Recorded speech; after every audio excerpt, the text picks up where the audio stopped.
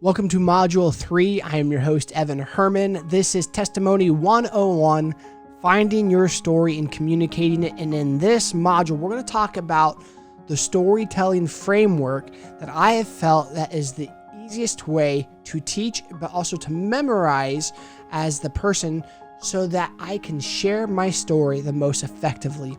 And I hope that you come along with me in this journey because, again, we're going to talk about some movies and plots, twists, etc. But we're going to talk about three main points. It's the setup, the conflict, and the resolution. And those 3 points are the main framework for storytelling. So I want to talk about the idea of setup, conflict, and resolution. Now, I'm a visual person, and the way I think about this is the setup is like a golf tee with a golf ball. The conflict is when the driver hits the golf ball, and the resolution is where the ball ends. And if it's in me, it's probably the trees or the sand or the water. However, if you're a good golfer, it ends in the fairway. But a story and movies have different points of setup, conflict, and resolution. That's the overall theme. And within that story framework, there are motifs, there's people, there's situations, there's scenarios. There's a lot of things that happen.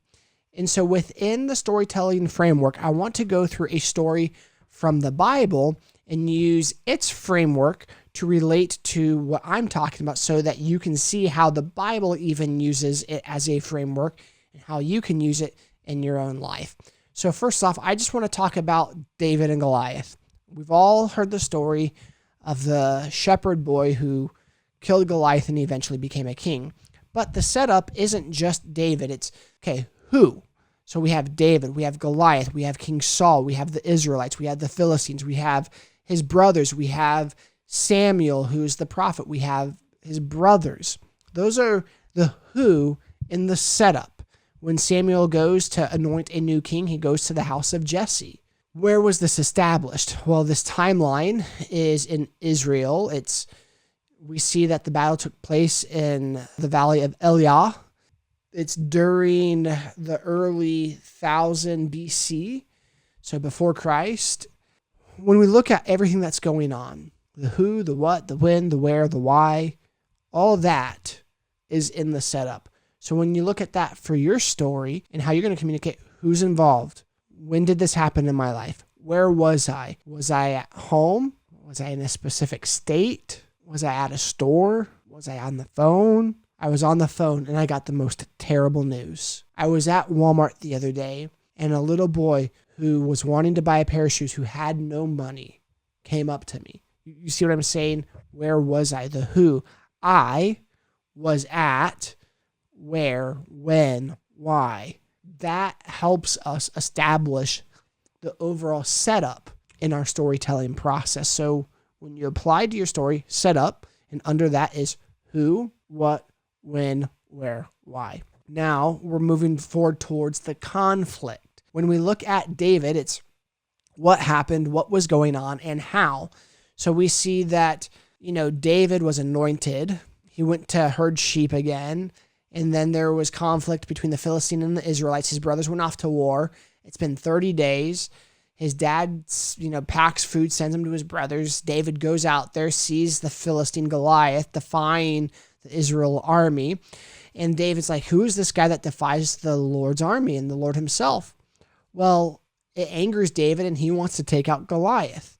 But ironically, when we also even going back to the setup, that helps with Goliath when he's talking to the king, Saul, is that David's like, hey, I killed a lion and I've killed a bear with my hands. Who is this uncircumcised Philistine? So part of his story is what God has already done that gave him the confidence to address the issue with Goliath.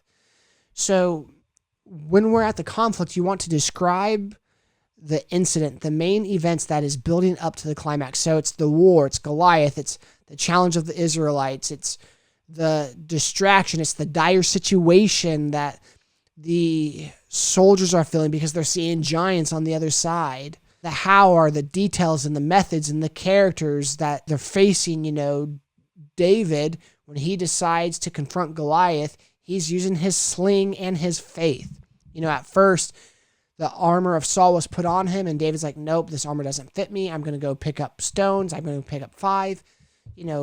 Goliath had 4 other brothers, so essentially David picked up 5 stones. The climax of the story is the turning point. What happened in this turning point? It's where David ran out to face the greatest challenge, the conflict, Goliath. Goliath's laughing at him.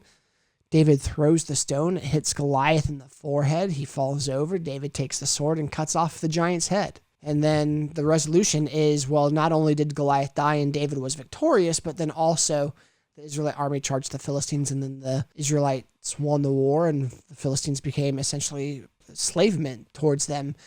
So when we're looking at your story, there's the setup, there's the conflict, and then there's the resolution. And so we see that in the narrative of David and Goliath. With also in the resolution, we say the Israelites gained the victory. We see David celebrated and recognized for his faith and courage. And on the overall arcing story of David's life, that's just one piece of the setup. There's the setup, conflict, and resolution of the setup to become king. Because with his victory over David, it got him popularity and notoriety, fame and riches, and Saul's daughter, his wife. And so just even that event is part of a setup of the overarching narrative. And think about it this way. Marvel comics, or Marvel that Disney has for movies, they have tons of different movies, and each movie has its own theme. It has its own setup, conflict, and resolution. But when you pull out and you put all the movies together, you see an overarching theme of the Marvel universe. And so when you look at that, all these movies play into other movies, and each movie creates an overall story with the overall narrative of the universe. So we look at it like that. Our story, there's an overarching theme, and then there's also setup, conflict, and resolutions at different points of our journey or life in each story. So for you, it might not just be as simple as just setup, conflict, and resolution. It could be setup, conflict, and resolution in one small part of your overall story that's just part of the setup. And that's where this was with David. The setup of what happened with Goliath was everything leading up to him becoming king. And so when we look at his narrative, his story, and what the Bible is doing, we can see how you can use this system, this framework, in many areas of the overarching theme. So the overarching theme will be setup, conflict, resolution. But even in the setup, you can have those 3 points. In the conflict, you can still have those 3 points, if that makes sense. And so I want to encourage you, as you're thinking about your story, think about stories that have inspired you, that have great setup, conflict, and resolutions to them, and how you can apply that to your story. When you look at your story, you will get more concise, more clarity of what has happened, what God is doing. I encourage you to talk to God and to share your story with other people, because they're going to help you in being able to communicate your story. Like, hey, here's my testimony. Share it. Say it. Now, here's the pattern I'm trying to follow. Setup, conflict, and resolution. Do you feel like I was able to communicate that? When I was competing for the Great American Speak Off, and I had 2 or 1 minute to share my story, I practiced that sucker, not just by myself and videoing it and watching it back, which I highly encourage you to do, but also I shared it with my wife. I shared it with my mom. I shared it with my dad. I shared it with the guy who was doing some videography for me through that process, so that I could have that a part of my story and journey and look back on it. And so I encourage you to share your story with other people and ask for feedback, because it's going to help you in your ability to better effectively communicate that in the very near future. I want to encourage you to share your story. Share your story with the setup, the conflict, and the resolution. David's Bible story is a perfect example of how you can apply that same theme and motif to your life. I hope that this module of storytelling was impactful. What I want you to do is write down setup, conflict, and resolution. And I want you to think of one movie that you really like and write down, okay, what was the setup in this movie? What was the conflict in this movie? What was the resolution in this movie?